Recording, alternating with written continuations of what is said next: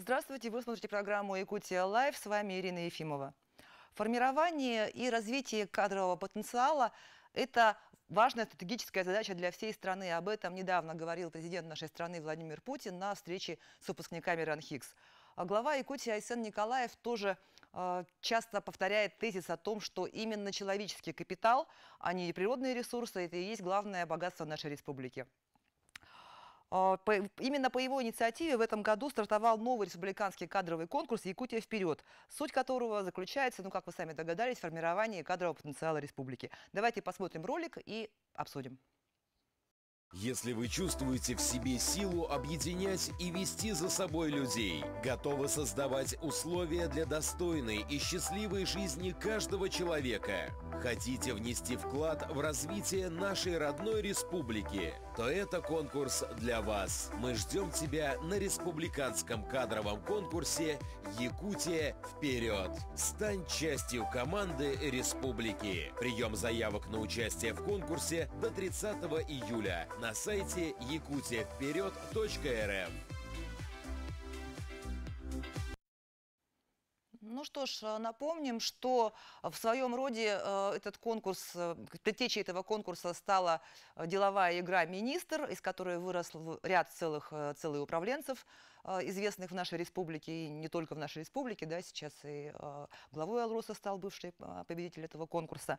Ну вот время идет, сегодня востребованы новые компетенции, новые форматы, как изменился конкурс, как повлияет этот новый формат на развитие региона, поговорим с организаторами и экспертами.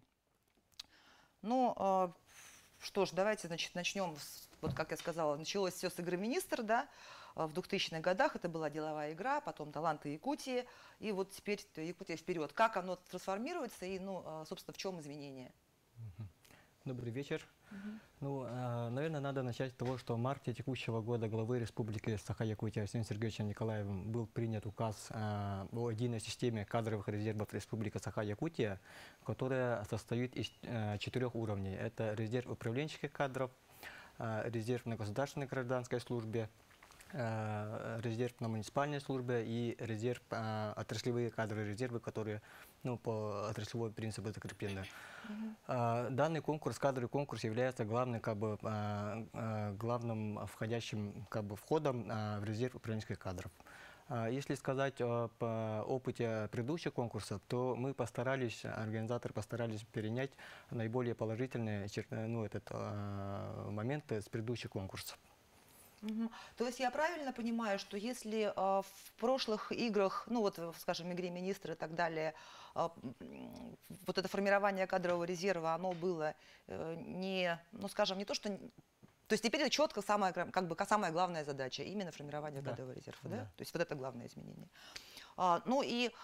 Я начала программу не с прямой цитатой Владимира Путина, да, на встрече с выпускниками РАНХИКС. Это понятно, это кадровый резерв для страны формируется. У нас таким заведением является Высшая школа инновационного менеджмента при главе республики. И с этого года, значит, ВШИМ является оператором этого конкурса, правильно? У нас несколько организаторов, да, это все-таки администрация главы Республики Саха-Якутия, правительство Республики Саха-Якутия, Министерство по молодежи и социальным коммуникациям и вот Высшая школа инновационного менеджмента при главе республики. Это у нас уже не первый год. Мы втроем, да, организуем кадровый конкурс. В чем роль именно ВШИМа? Роль ВШИМа это, конечно, в первую очередь это оценочный инструментарий. То есть это кадровый конкурс представляет собой действительно многоэтапный такой отбор участников. То, что на входе численность участников может быть достаточно большая, и в финал уже попадает там порядка 100 человек, поэтому вот основной оценочный инструментарий – это модель оценки, да, вот модель компетенций, по которой мы оцениваем. А это все разрабатывается в Высшей школе инновационного менеджмента. Мы также привлекаем и внешних экспертов, оценщиков, которые имеют опыт на федеральном уровне. Вот с точки зрения именно оценки, да. То есть можно ли сказать, что сейчас это приближается немножко к формату таких конкурсов, которые проводятся на платформе «Россия – страна возможностей», которые формируются кадровый резерв страны? Безусловно. Конечно. Можно добавить? Да, конечно. Там у нас основным, раньше, если в деловой игре министр как бы при формировании состава конкурсантов применялся как бы заявочный принцип, а в талантах Якутии общий открытый конкурс, то мы в текущем конкурсе Якутия вперед соединили вот этих два составляющих. То есть к участию приглашаются представители с отраслей и представители муниципальных районов. И также сохранен открытый вход, где любой желающий гражданин нашей республики, нашей страны имеет право податься для участия в данном конкурсе. То есть и предприятия муниципалитета свои кандидатуры выставляют, и любой желающий может подать заявку на сайте где-то, вот да? как Альберт Михайлович сказал, 3 вида у нас. Это муниципальный, представляют по одному кандидату с каждого муниципалитета, то есть заявка идет за подписью глав муниципальных районов. Второй вид – это отраслевой, то есть от органов государственной власти. В том числе тут у нас и законодательная власть, то есть Госсобрание Илтумен может представить и органы исполнительной власти, и наша судебная система – это мировые судьи. И третье – это открытый конкурс. Те, кто, возможно, не прошли отраслевой этап, те, кто, возможно, не прошли муниципальный этап, они все имеют право заявиться на открытый конкурс. Конкурс у нас стартовал с 1 июля текущего года, и прием заявок будет проходить вот буквально на следующей неделе, он завершается, 30 июля. То есть сейчас еще можно подать заявку? Да, конечно, сейчас можно подать заявку. Мы в первую очередь набираем заявки от отраслевые и муниципальные. Те, кто не прошли, уже в открытый конкурс предоставляют свои заявки. А по открытому конкурсу куда заявку подавать? Тоже на сайте форму заполнить? Да, на портале. Портал называет, сайт открыт, Якутия вперед.рф. На сайте регистрация идет от участников, они регистрируются, и регистрируются в сайт, является входом в портал. В портал они включают, заносят свои анкеты, резюме, и включаются туда документы. Основные документы: паспорт, документы об образовании, трудовой стаж, подтверждающие документы. И там в положении есть ряд необходимых документов. В принципе, перечень не такой большой, он достаточно удобный и упрощенный. Открытый конкурс – это очень важно, потому что и президент говорит о том, что именно формирование кадрового резерва должно быть абсолютно прозрачным, и это должна быть возможность социального лифта, действительно, да? Поэтому это, я считаю, очень важно. А много ли заявок уже? Вы заявки собираете? Заявки формируют сейчас Высшая школа инновационного менеджмента. Сколько заявок? Сейчас порядка, по открытому набору, порядка 400 заявок было на текущий момент. Еще у нас почти неделя есть, поэтому мы надеемся, что еще увеличится. Главная наша цель – это охватить географию, то есть муниципальные районы, и максимально охватить все отрасли. Я знаю, что у нас тут несколько участников игры «Министр» в прошлом, да, и Наталья, и Альберт Михайлович, насколько я понимаю, да.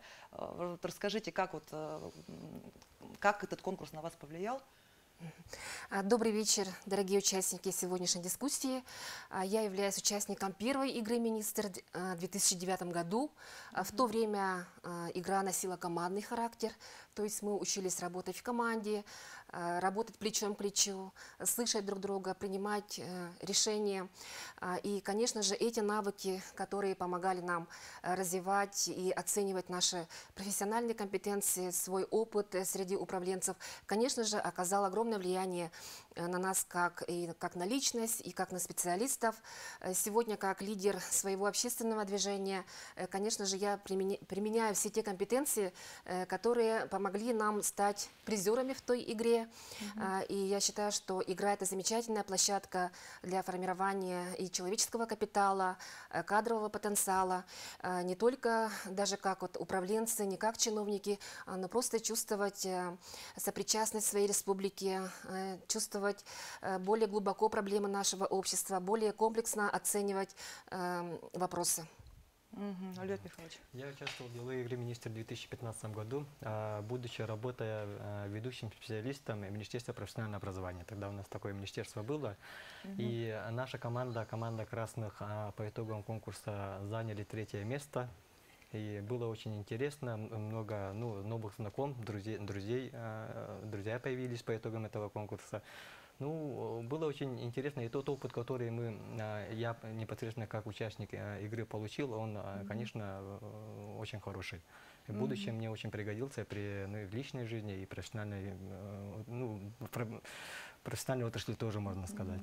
Фаина Альбертовна, а вы участник «Талантов Якутии». Да, я первопроходец «Талантов Якутии», первого потока, участвовала, будучи еще муниципальным служащим.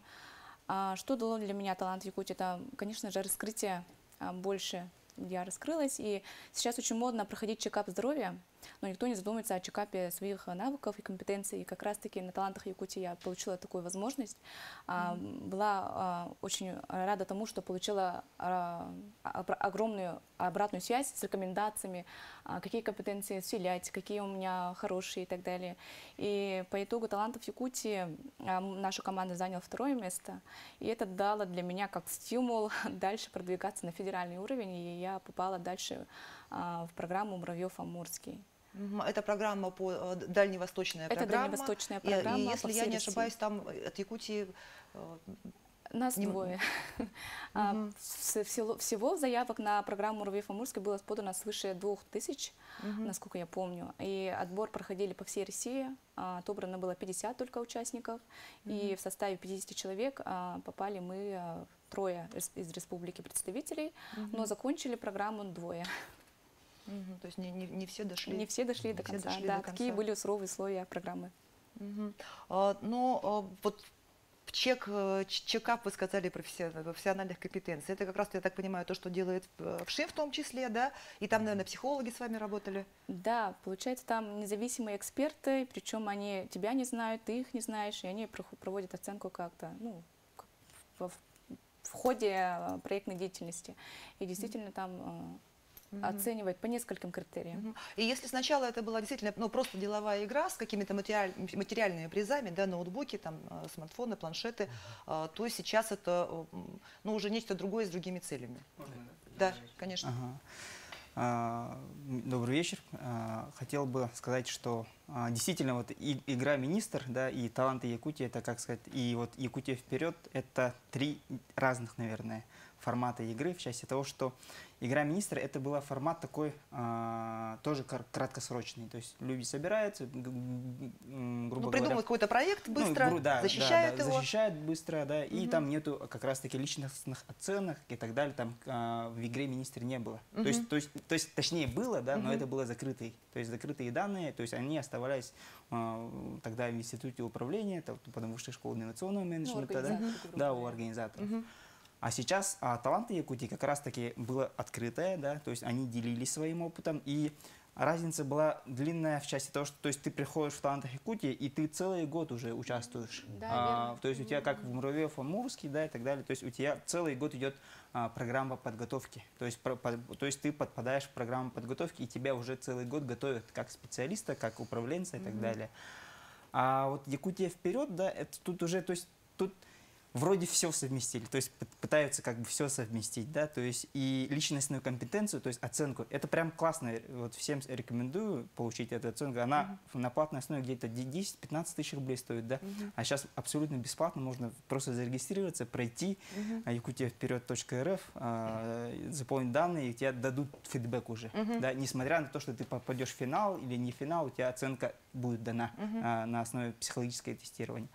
И она, опять-таки, она не будет длиться, я так понимаю, да, если вот читал положение, она будет длиться совсем короткое время. То есть буквально, то есть она закончится, то есть вот будет тестирование, отбор, психологическая оценка, и она закончится в конце сентября. То есть плюс, то есть было сделано с министром, плюс в том, что там кейс, решение кейсов, каких-то вопросов, то есть уже на деле видно, кто чем занимается, и так не так долго, потому что действительно целый год тратить, то есть не тратить, а уделять время, да, свое драгоценное время на программу. То есть тут будет интенсивная часть и какая-то длинная часть тоже, да, я правильно понимаю? Ну, если говорить про этапы, то у нас всего распределяется на 3 этапа, 3 основных этапа. Это прием документов, первое. Второй этап – это уже оценка компетенций. Оценка компетенций включает в себя 5 типов оценки. Давайте после перерыва небольшого про это продолжим. Оставайтесь с нами, не переключайтесь.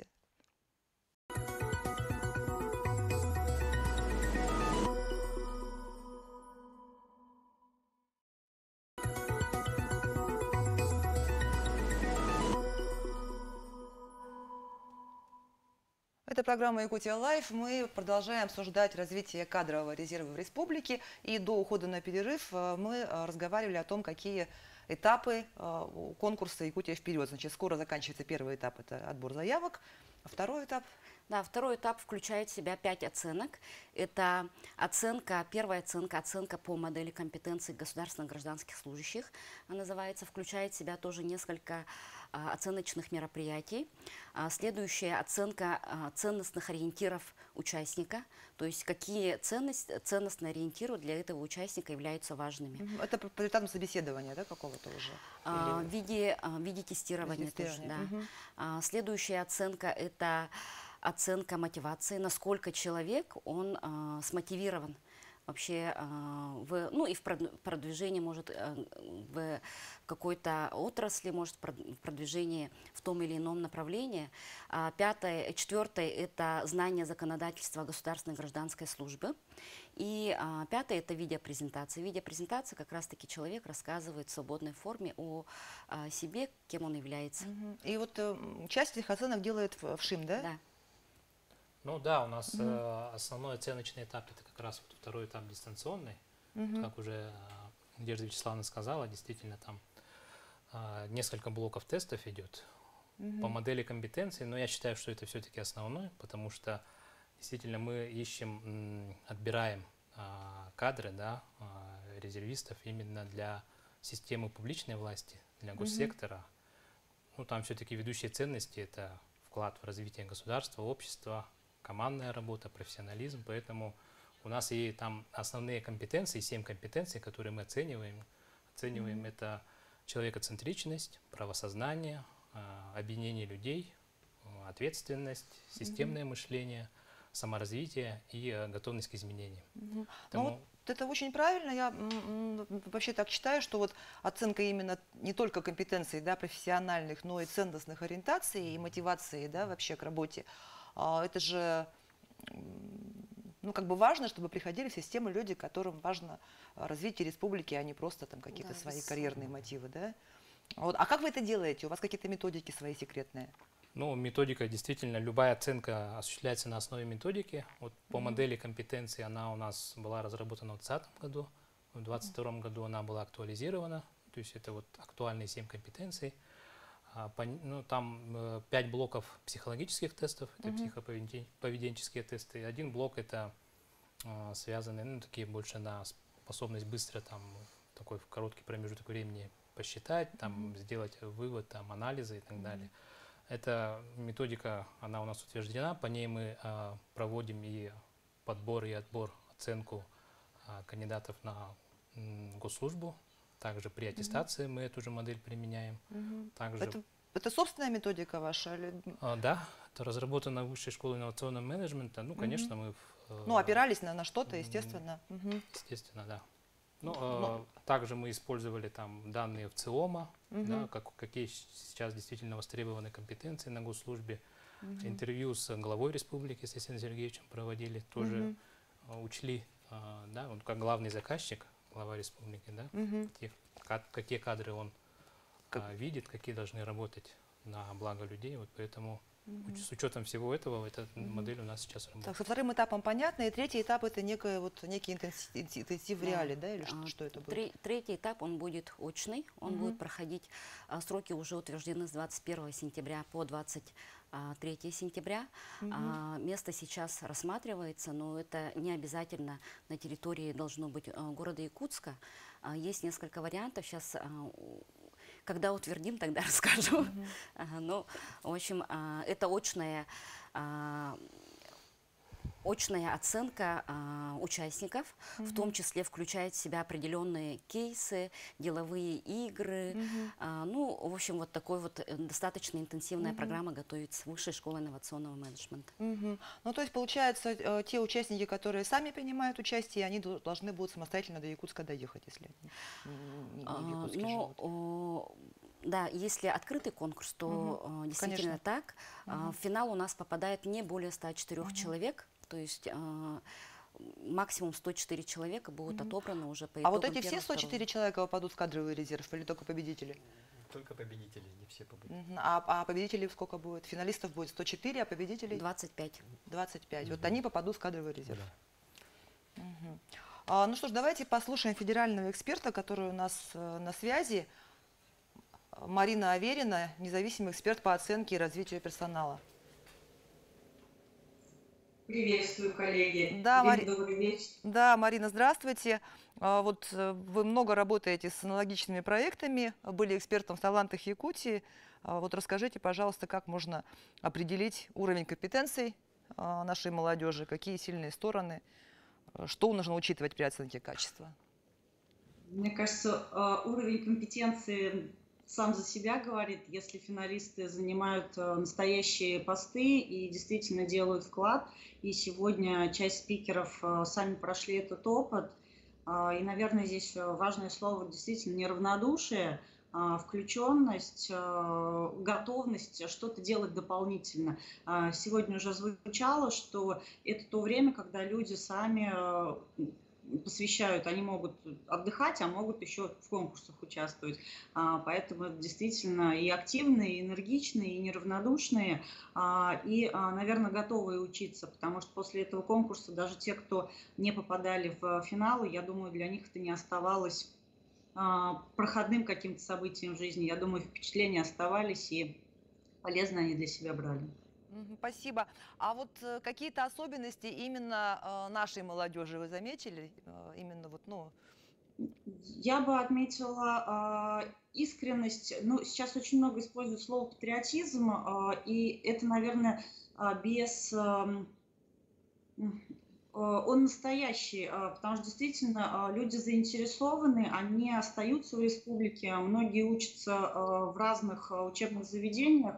Но из того, когда мы проводили интервью, и люди рассказывали, очень многие возвращаются со словами, что я хочу быть полезным республике. Мне кажется, это ценно, потому что здесь делами это подтверждается.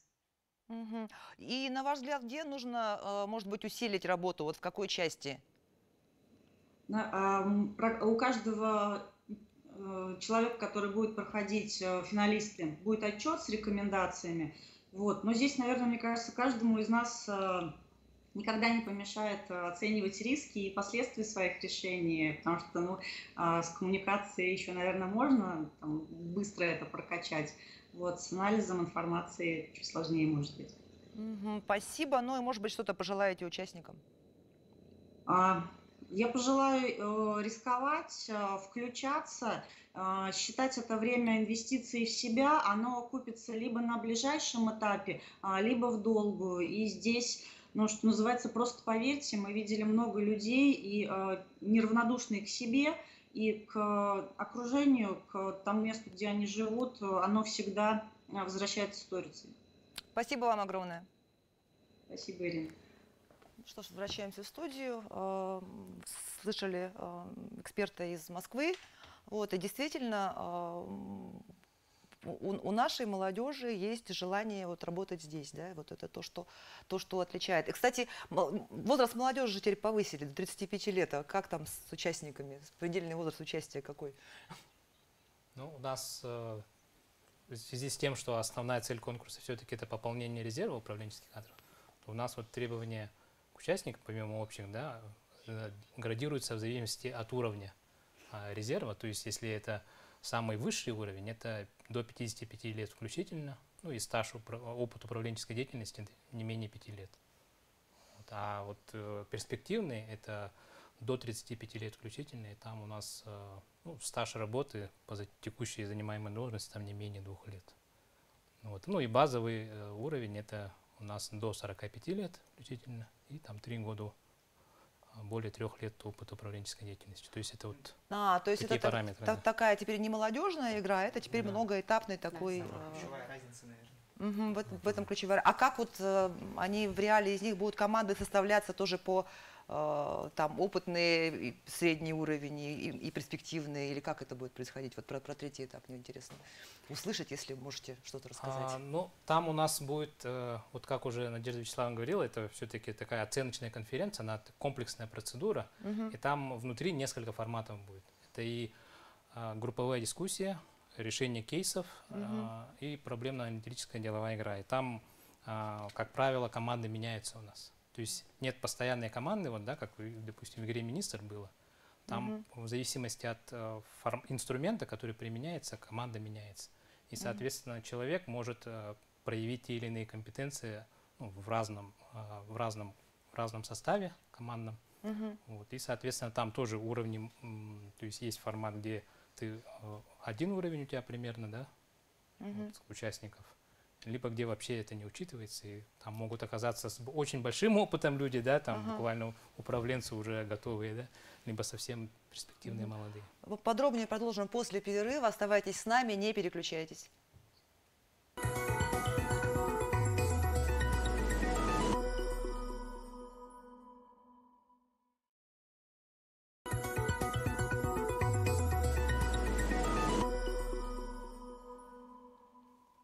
Это программа «Якутия Лайф». Мы продолжаем обсуждать развитие кадрового резерва. И у нас тут в студии вообще почти сплошные участники и победители деловых игр собрались. Надежда, расскажите. Ну, я тоже являюсь победителем кадрового конкурса.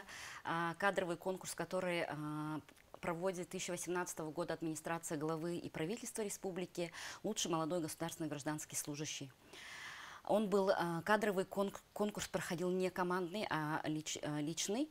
И по итогам кадрового конкурса я также была направлена на стажировку проходила в агентстве по развитию человеческого капитала «Миндаль Востока». Сейчас они объединились с корпорацией по развитию Дальнего Востока.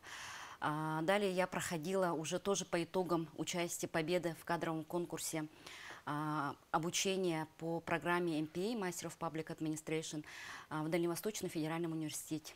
Кстати, хочу отметить, что это обучение мне очень много дало в части того, что в части и личностных компетенций, в части и профессиональных компетенций. Я очень благодарна этому конкурсу и администрации главы, что есть такие у нас конкурсы, которые дают именно целевое, ну, как бы дальнейшую прокачку участников и победителей. Ну и, конечно, по итогам в 2018 году я стала победителем, и в 2019 году я была назначена сперва исполняющей обязанности заместителя министра, сейчас я занимаю должность первого заместителя министра. Молодежи и социальных коммуникаций республики. А какой вот у нас призовой фонд, помимо того, что, значит, вот победители попадут в кадровый резерв? Это все или еще что-то будет? У нас по итогам рейтинга, который будет составляться для всех участников финалистов, будут призы для 3 победителей, которые набрали наивысшие баллы, ну, показали наивысшие результаты, да. 25 человек будут рекомендованы для включения в кадровый резерв. И, соответственно, хочу рассказать про кадровый резерв непосредственно. Сейчас администрация главы Республики Саха-Якутия, правительство Республики Саха-Якутия, ну, мы плотно работаем с кадровым резервом, мы предлагаем нашим резервистам курсы обучения непосредственно, которые проводятся на базе Высшей школы инновационного менеджмента. Также точно направляем на обучение, как уже озвучили, на базе РАНКИС обучаем наших коллег-резервистов, и также обучаем на базе вот, ну, по программам МПА, МПА, на базе Дальневосточного федерального университета. Кстати, какие еще способы попасть в этот кадровый резерв, кроме как победить вот в такой игре? По итогам других кадровых конкурсов тоже можно попасть.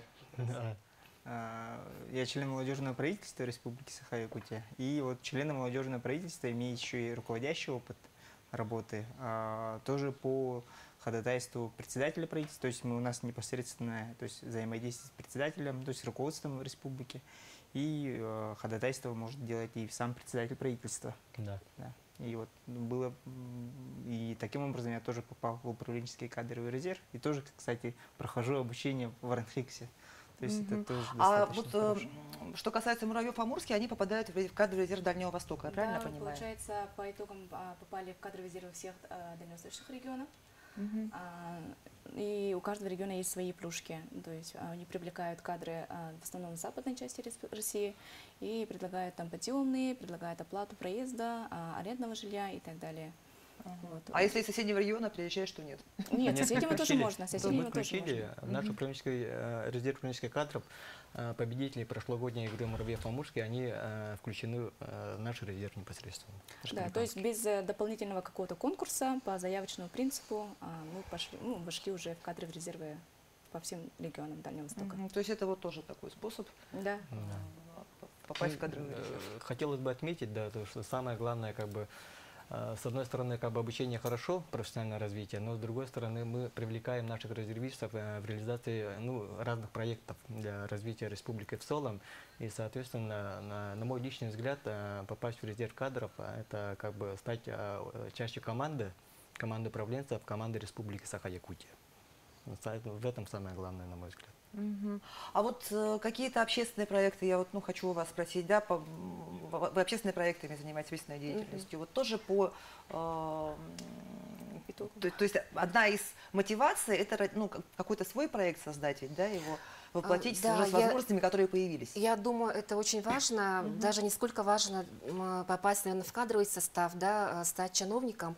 Самая главная цель, мне кажется, это взрастить патриотов нашей республики, неравнодушных гражданинов, которые будут применять эти навыки для развития места своего проживания, для развития своей республики, своего государства.